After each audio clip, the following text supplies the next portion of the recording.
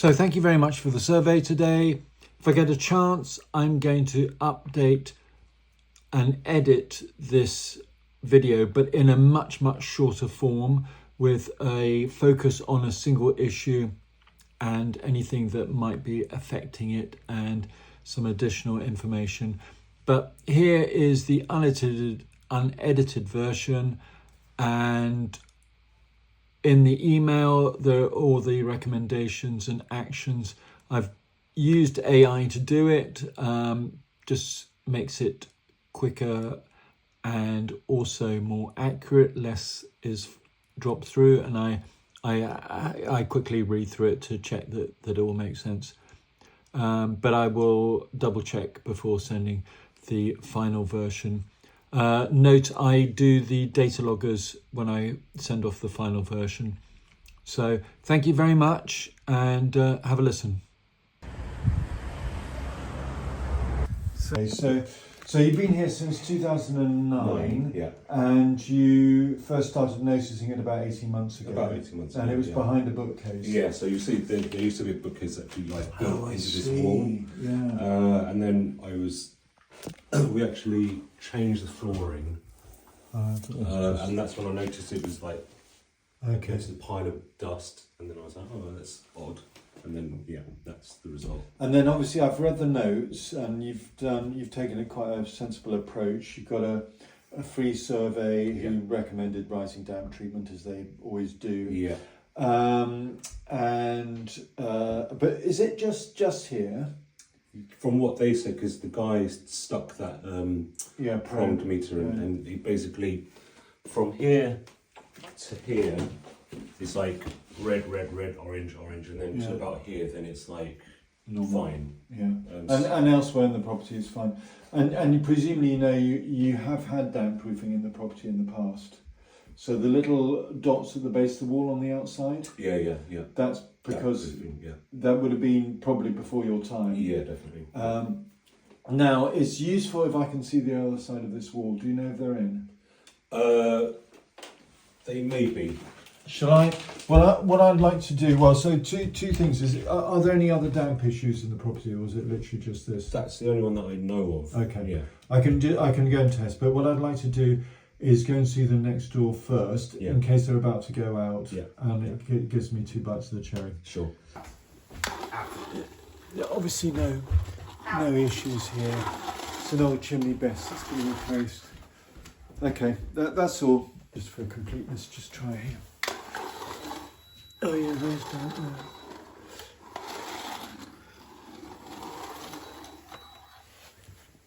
But I don't think it's coming from your side. So, okay, that's fine. Thanks. That side of this wall is dry. Yep. So clearly it couldn't be rising damp, because otherwise it'd be damp on both sides.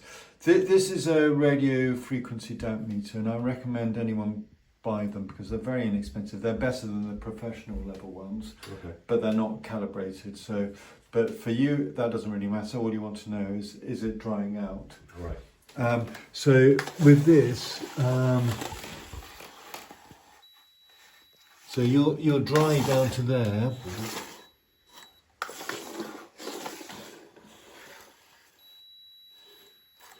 Likewise there. So it's just at the base of the wall. They have some dampness on this side of the of the chimney breast. Right. They've had their chimney breast removed, and then they have dampness over here. And then I didn't actually see into their room next door, but I guess there's a kitchen there. Presumably, yeah. Right, so that is what is called radio frequency or radio wave. It's basically radio wave set to the resonance frequency of water. It acts a bit like sonar, but it also has pins, this one, so that's why it's very effective. And this is what typical damp proofer will use. Yeah. And it's showing damp there, and then dry there. So this is, isn't it? Yeah. This is, well, it's down to the bone. Yeah. This is This is for surface dampness, which is primarily condensation, but it could be other forms of dampness as well. I mean, you know, it's actually, what it's doing is it's measuring conductance across 2 pins, but water is a good conductor. Yeah. That's working well at 48. It should be 30 and it is more, so that's great. There's no bathroom extractor fan, just a passive fan, and I'd really recommend putting one in. Just testing to see whether there's metal here. Looks like it's metal. Yeah.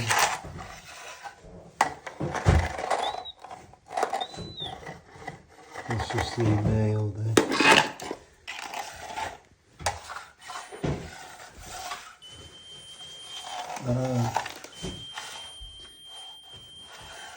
I think that's your cold water pipe, I think.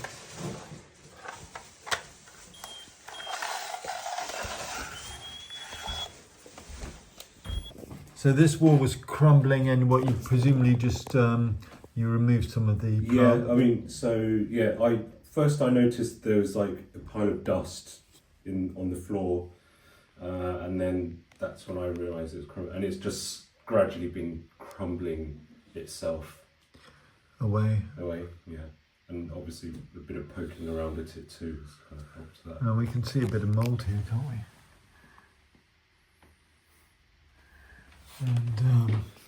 And this, so this is Wallpaper, it looks to be. is it wallpaper? Yeah, or lining paper, or it doesn't really matter, it comes to the same thing. But that seems to be the natural edge of it. Yeah. But it's quite damp just in that place. Yeah. And this also happens to be where there's some metal running through here. It appears that there's metal running through here. Right. It's showing up on my metal detector. Mm-hmm. I mean, I can tell you what I think is your issue. Yeah. And it's going to be easy to solve. Okay. I think you've got heat loss in this area. Right. I'm going to have a look on a thermal imaging camera, but this time of year it won't highlight that much. But in winter, you see, if you've got so you're going to have a cold water pipe running through here, and it almost certainly will run along here. Yeah. I'm not finding it where it's damp, but I'm finding it here, and what can be, you know, it can be hidden deep within the wall here, embedded. And the cold water, I don't think it's leaking because you would see a brown stain. Right. But I think what it's doing is it's causing heat loss, and you're getting condensation from the bathroom. Right. And, you know, just general vapour levels in the house. And the reason it's here is because of the heat loss. Rather than anywhere else, but that's not the root cause. The root cause will be the vapour. Yeah. But I'm going to have a closer look at that now. Oh dear. Yeah, so all my clients are big interior designers, and I just run their procurement projects and things like that. Just going to test that out, see where that is. You got there is like running. A radiator pipe going under the floor. You can feel it actually if you put your foot there. Do you see the? Yeah. So that is presumably going to meet that wall there, is it?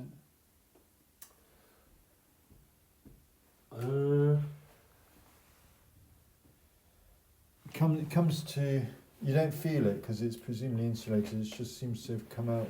Yeah, because I think concrete floor has been poured over the top of it. So can we put the heating on briefly? Yeah. One of the issues with concrete and copper pipes is they can corrode copper, and cause localized leaks.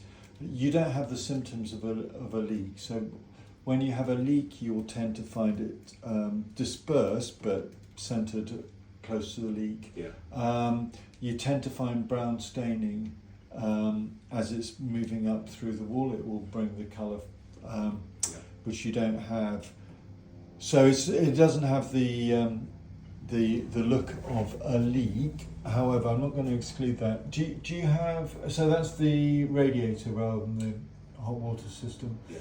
Do you have to top up your heating, your radiator, your boiler at all? Rarely. I mean, maybe a couple of times a month. Not a month. I mean a year maybe. Yeah, but even so, so there are two reasons why you have to top up a boiler. One is a leak. Yeah. To replace the water. The other is what's called an expansion valve. Yeah. So I a few months ago had the expansion valve replaced because I had issues with that. Okay. So. And did you get him to test for a leak at that stage, or? No. I mean, presumably he would have. Be nice to think that he would do, but I don't not necessarily. Yeah. Okay. What we're going to do is we're going to just calibrate them, and we're going to bring them into line with this pre-calibrated. I'll do one on film and then I'll do the rest. So it's very easy to do it. You just go into here, calibration. So you want to add in 3.5, 3.5, and then that's 63.1, and then likewise taking out minus, and then you can do it like that. What do we? We're going down another. That's a bit slow. This.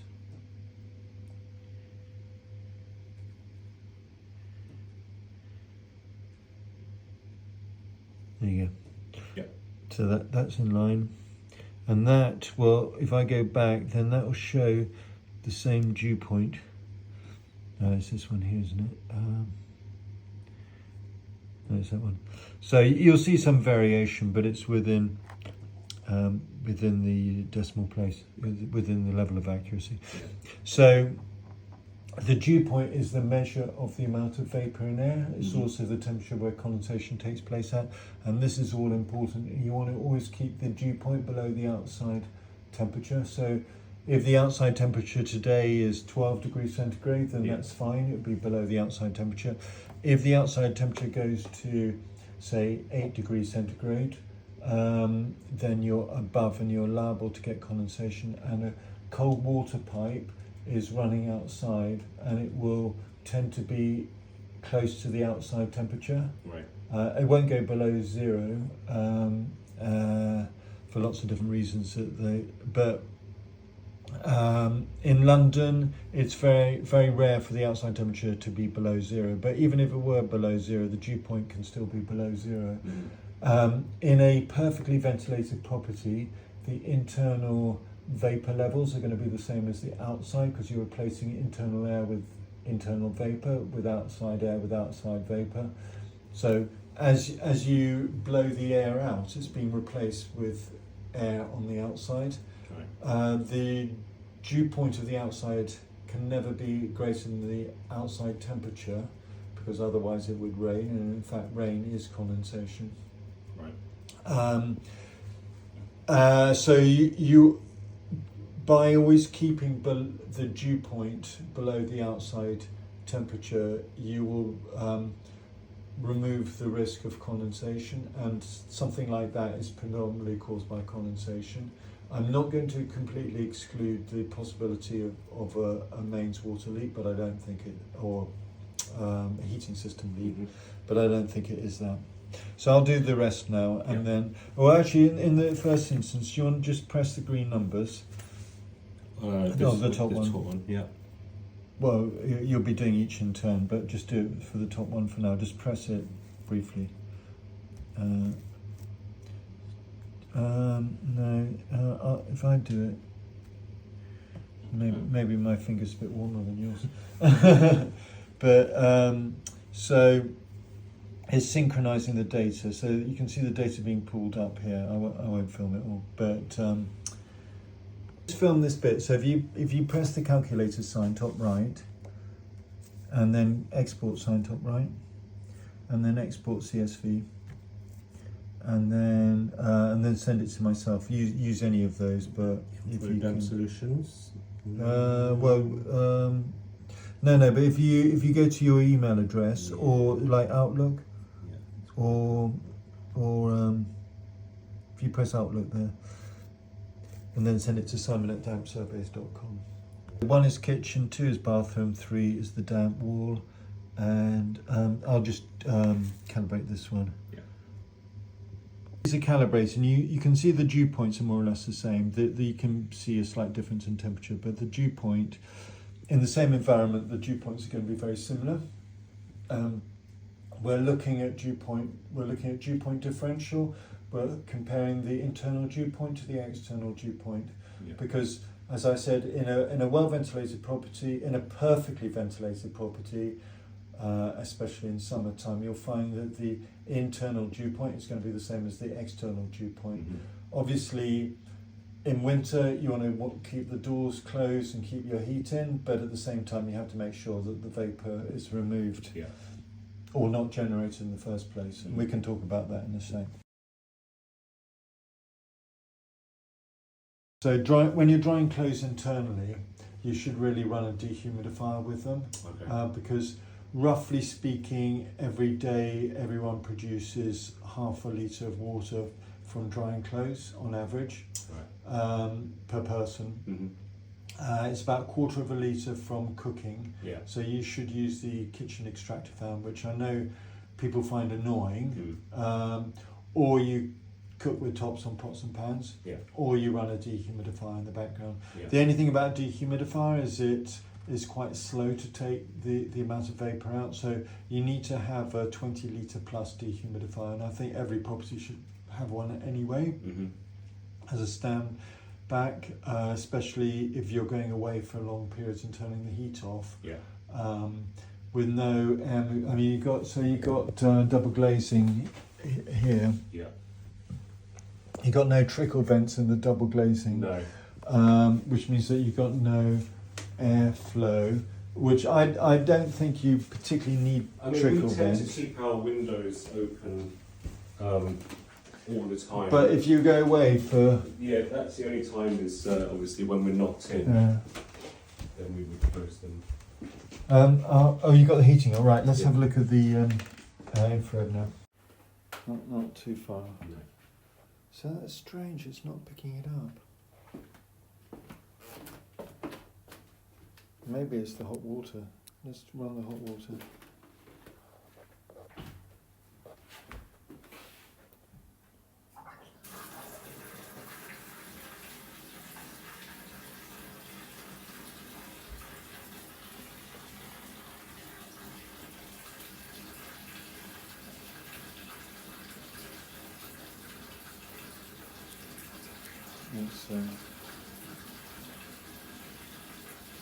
I'm guessing it is the hot water, but is that is the hot water? Yeah. Strange.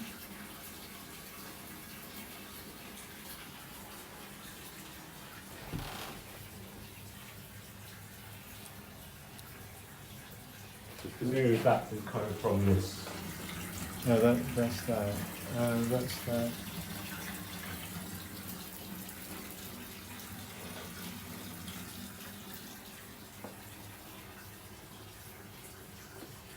I wonder whether... So has that heat spot disappeared? Yeah, it's completely disappeared. It may have been as simple as... so if you tread on something, but... It was quite a thin and longish one, but it's... You see, I can create a heat spot by just from your foot. Just from the foot, right? And it may be.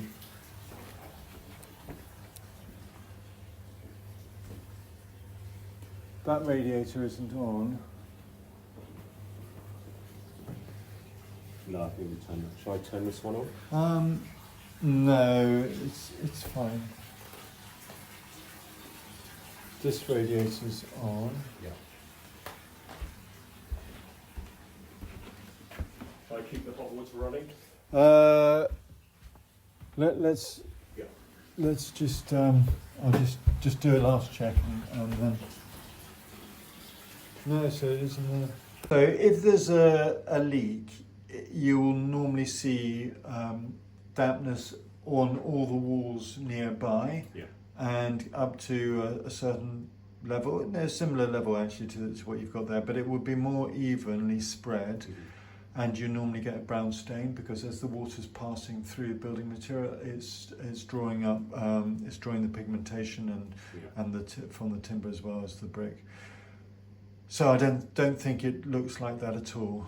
I think it's localized, and I think it's coming from condensation on a pipe that's embedded in the wall somewhere around there.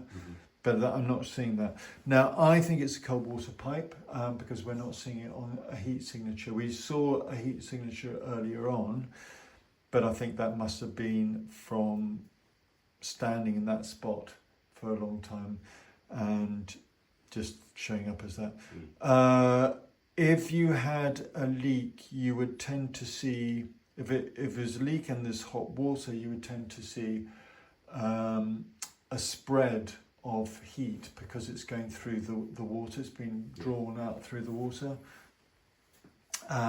If it's a leak from a cold water pipe, you would typically see some evaporation, and evaporation is colder, so it causes heat loss.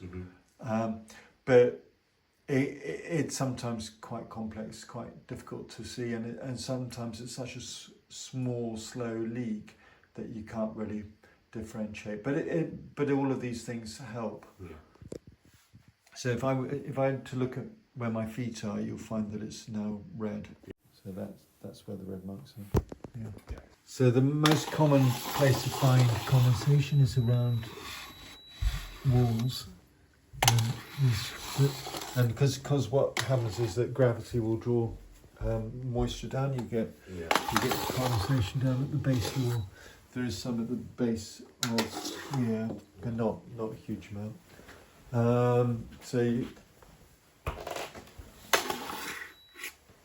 Stamp along there. So you have got the pipes there. They're not your water pipes, and your neighbour has got some dampness around here as well. Oh, these are the radiator pipe. Right, so when a radiator is not in use, it will cause heat loss because you're getting slight movement of water to the coldest part. Right. So you have got a risk of heat loss around radiators when they're not in use. Right. That's, ultimately the issue there is the excess vapour, not the pipes. But you can do things like box them in, or you can insulate them. Right. So that's something to consider. We're not using radiators for long periods. I was going to look. We're just saying it's always musty in here, and you can see mould going there. And there are three reasons for that. Mould only grows where relative humidity goes above 85% for long periods of time. So you're close to one of the key sources of vapour, which is the bathroom. By the way, before I forget, you want to make sure you keep the bathroom door closed, and in the short term, keep the window open. Okay. To let the vapour out. Yeah. But in longer term, I'm going to suggest you get what's called a continuous flow bathroom extractor fan. I'm saying this so that AI can pick it up. But I think in all ground floor flats should have a continuous flow bathroom extractor fan. Sorry, just to finish what I was saying. Yeah, so you have got suspended timber floor. You've got woodworm here. I'm going to suggest you get yourself some permethrin. You can get it from Amazon. There are lots of different brands, but 0.2% permethrin. And you want to take some photos, spray it, and then just check that it's going away. There's a good chance it is ongoing because I can see the frass looks relatively fresh on it. When you come to sell the property, it could be picked up, and you could find you get a deduction of £1,000 for something as small as that. Right. So what you want to do is have proof that you've done it. So take photos before and afterwards. Yeah. It's got a 2 to 3 year life cycle. It's called common furniture beetle. Right. And it's very simple and cheap to do. Do it over two or 3 years. So the mold here is also caused by the heat loss because it's a flat. The front area isn't heated, so this staircase is colder than it would normally be, and therefore, so mold grows where relative humidity goes above 85%. Relative humidity is a measure of air's capacity to hold moisture. So it's a combination of heat, temperature, and vapour. So if you use dew point, it's basically mold will grow roughly 3 degrees centigrade above the dew point. But it's when it's got long periods. So in a cupboard, it's the vapour builds up and the heat drops, and you get this increased risk. I mean, in some respects, you don't need to worry too much about it, but I would spray it with anti-mold spray. I would also consider insulating it. So there's some relatively simple insulations that you can find, like wood fibre, that you could just layer in it. I mean, I wouldn't worry too much. You could also put an anti-mold spray paint, which is quite useful. Yeah. So I'm just going to film underneath, and I'll have a look on the computer afterwards. Just seeing if there's anything. I mean, it looks perfectly dry. There are no signs of rot.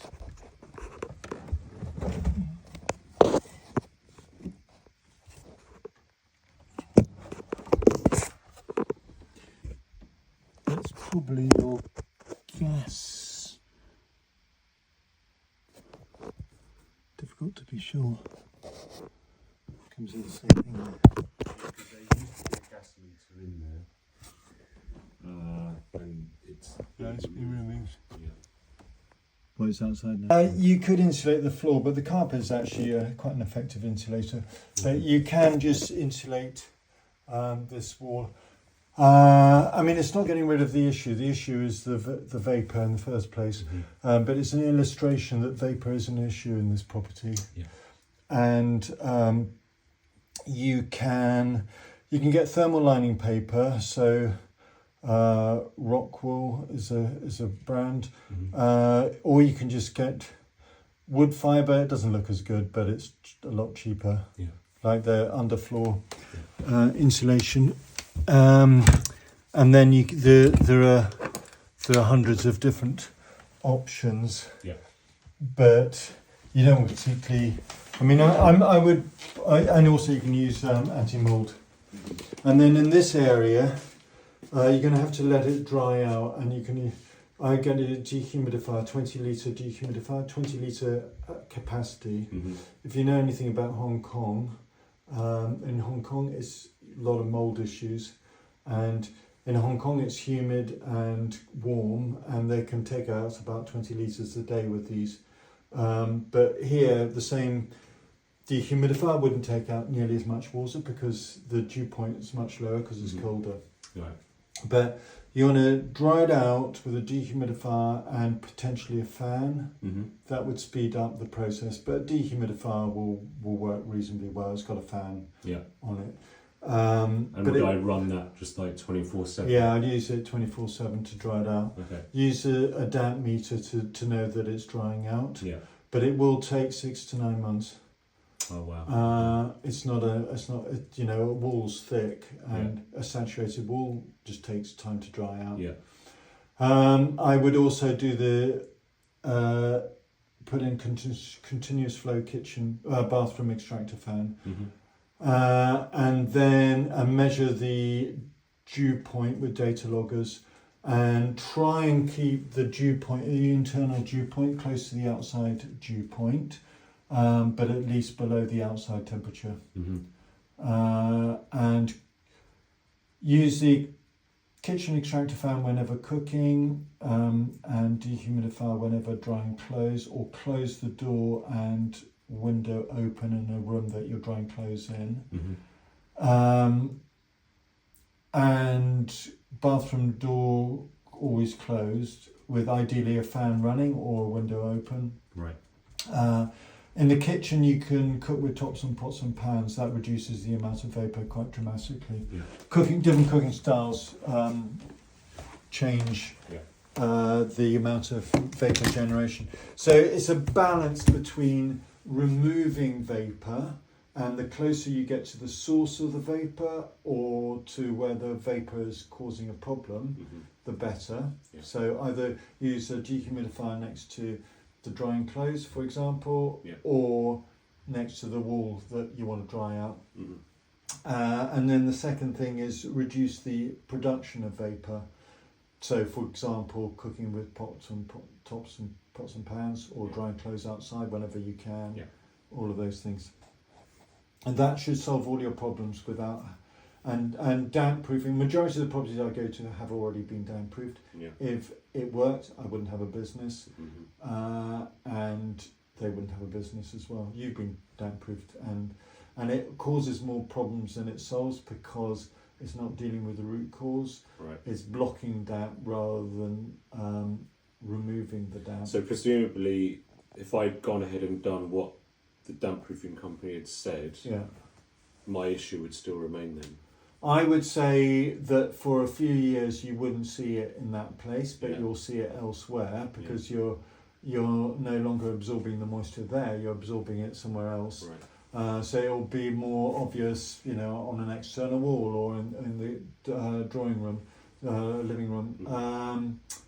And here, what I often see is so that they'll replace the plaster with impermeable plaster, which is like concrete, impermeable concrete. Yeah. And then you get this ridge of damp at the top, and they will say, "Oh, that's nothing to do with us. You have to have another £10,000 worth of damp proofing treatment." Yeah. And then because they're not dealing with the cause, they're just dealing with the symptoms. In terms of the wall, I'll do everything I was suggesting, i.e. drying it out with a dehumidifier, keeping the dew point low and using a fan. I would take away this as much of this paper as possible, lining paper. I would try and let it dry out for as long as you can, and then once it's dry, and your damp meter will tell you it's dry, and it will take 6 to 9 months. You may be looking at next summer. Okay. And in fact, that's probably a good time to be dealing with it. You could just simply get somebody to skim it. Okay. And so I don't need to replace, pull out because I'm going to be changing this floor, so that I can do that regardless of what's going on here then. Yeah. Okay. There is a phenomena involving solid floors where you get condensation forming on the floor because the floor gets cold. Yeah. And then it's because it can't be absorbed through the solid floor, it gets absorbed through the wall. Right. And you can reduce the effects of that by using a anti absorption cream. I think one's called Dry Zone. Yeah, I think it's called Dry Zone. It's the same stuff that damp proofers use, but it's not, and it's not solving the root cause. It's just stopping the absorption. A plaster wall should not touch a solid floor, because otherwise you get this effect. You can take the skirting board off, cut back the plaster by about 10 mil, enough to get a line of dry zone run onto the brick. You don't need to drill the wall. It just goes onto the brick. You don't need party wall agreement for this, whereas you do for damp proofing treatment. Right. You need to get all 3 properties upstairs and next door to agree, but you don't for just putting the dry zone cream. Right. So that's just like a topical treatment then. Yeah. Right. Good word, topical. Yeah. Yes. But it's specifically, it's that's the condensation is the source. Yeah. But it just reduces the amount that goes on. So in terms of the dehumidifier and fan, would they all just be pointed at this area? Yeah. Okay. Yeah. So presumably all the stuff that's going on here. I think it's all part of the same thing, but you might as Right. well deal with The the main most bit. obvious. Yeah. So I think the fact that you had furniture here increased. So what happens there is it reduces the airflow from radiators, so it increases the surface relative humidity, which is why you get it. But I also think there's an embedded cold water pipe running near there. It's not. I'm not picking it up. Well, I'm picking up metal along there. Yeah. But I'm not picking it up specifically there. But I do think that that's not the root cause, but it's an exacerbating factor. Right.